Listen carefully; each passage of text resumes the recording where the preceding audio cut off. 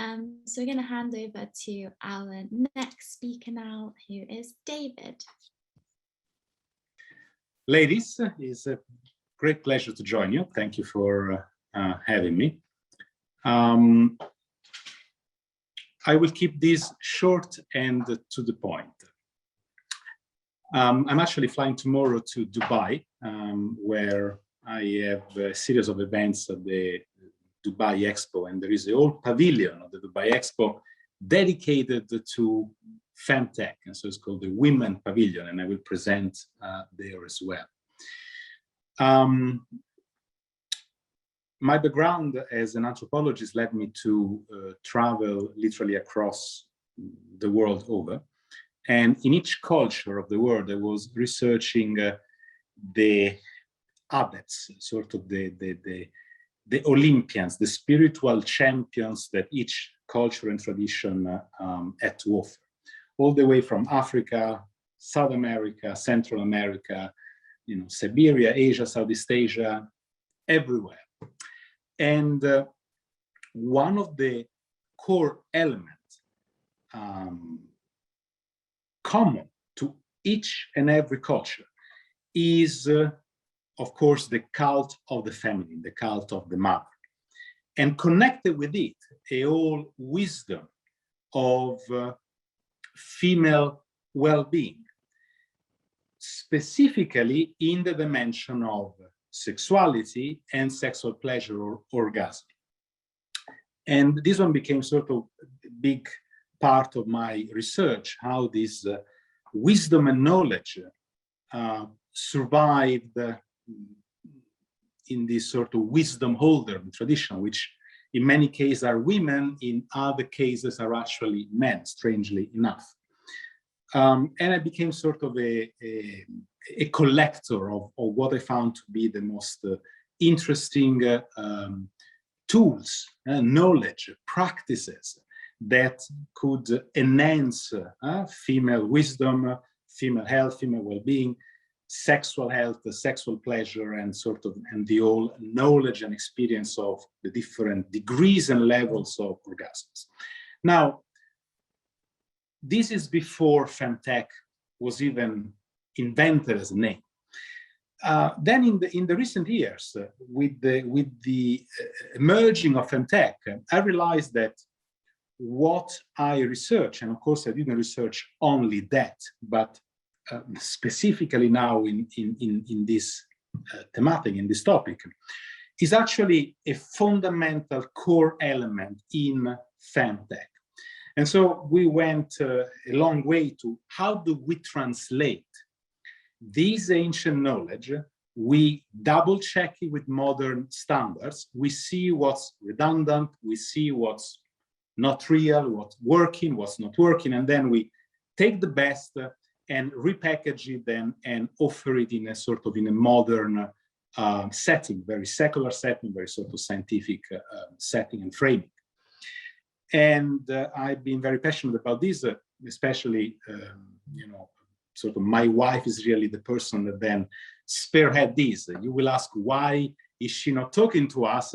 My wife is Russian, and English, it's still on the rise in her sphere of knowledge. So I'm a bit more confident with language, so I'll bring this message, but eventually she's the one that then leads group of women. I come in sort of to maybe check some things or give a bit more of a cultural, anthropological, philosophical, psychological framing, but then the training itself and the technologies, she's really the one that then presented.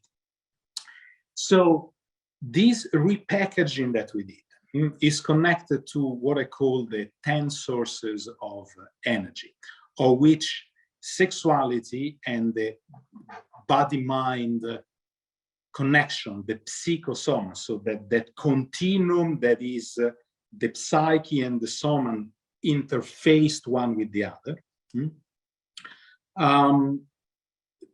came up to be a set of very practical exercises. So there is a sort of an educational part, which I think is fundamental to be given to women.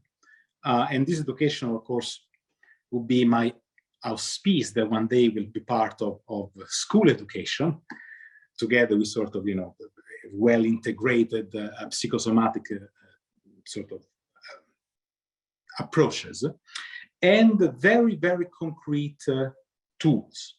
Now, these tools that existed from time immemorial, and to a certain extent, we can call them, they are part of the sex toys, but they are actually not sex toys, they're actually practice tools to strengthen and work with everything that goes from pelvic floor to the three sort of main sphincters and orifice, all the way to the working with the uterus, and re-establishing connection with the tubes and the ovaries, and establishing connection with the nerves of the breast, how all this is then wired and controlled by the brain, and how all this is then controlled and at the same time influence the psychological, psycho-emotional part. Well, that's sort of what I'm very passionate to talk about, because the results are incredible. I mean, we solve real problems. There is a large percentage of women that cannot orgasm easily or at times at all, that have painful sex, painful menstruations, organ prolapse. I saw that was in one of the topics of the conversation. Okay, all different sort of myomas or all different sort of problematic, typically, of women, that can be resolved with these exercises, with these practices, and with this tech, with these tools that are used together with the practice. All right, there is a part of the exercise that is mental, there is a part that has to do with breathing, there is a part that has to do with the body, okay, and there is a part that has to do with the tech. But then you need to combine the tech with all the other elements. And then all these other elements, they need to be framed in the context of the 10 energy sources. The 10 energy sources, they go from the sort of epigenetic information that is our surrounding, all the way to the light, all the way to the air, to the water, to the electromagnetic waves, to the food, and so forth and so on. So coming from the very big picture to the very precise, and then from the very small detail, laser focus precise on sexuality or orgasm, to then expand to the larger picture, here we have an incredible and an incredibly effective tools that, you don't need to wait years. It's like it's sort of ready to use, okay? And of course, this one is like, it's going to be implemented in different apps. We want to bring it into telemedicine, bring it to sort of nurses and doctors, gynecologists, and really open these wide.